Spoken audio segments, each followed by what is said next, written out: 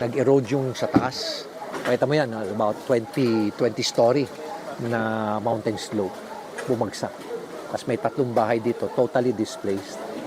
Kaya kita mo, yung bahay na yan, 3 story. Kita mo, bumagsak agad dito. Nagsama-sama na rito yung mga slabs dito.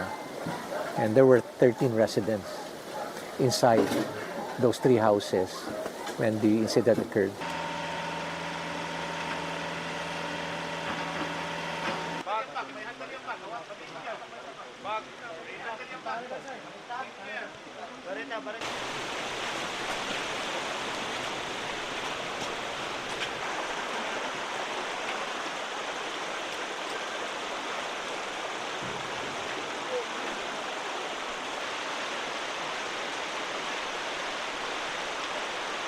So we have about 150 rescuers working 24 hours on rotation basis.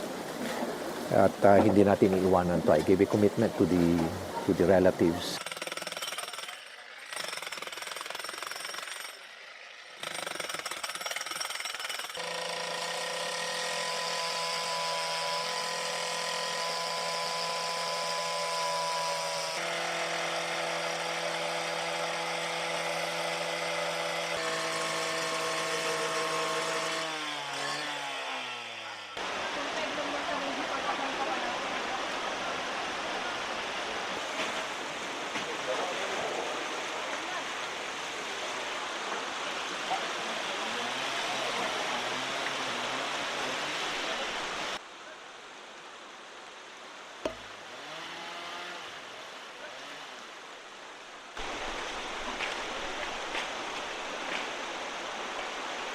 Ito ngayon ang challenge ngayon. Tinatanggal namin yung itong mga hazard na yan para makapagtrabaho ng husto rito.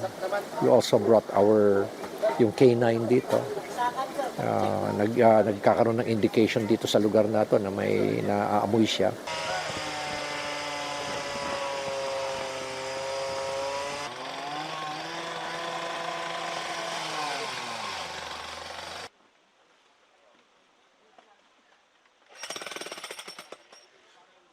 Coil po na ito is para mag-warm up po siya.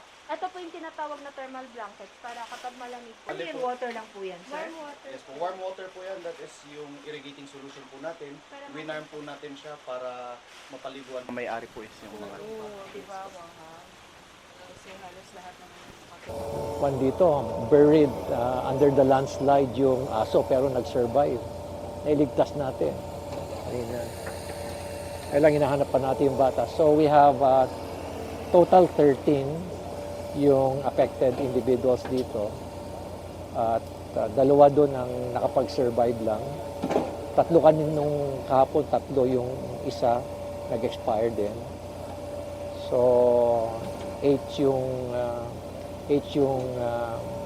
declared na patay.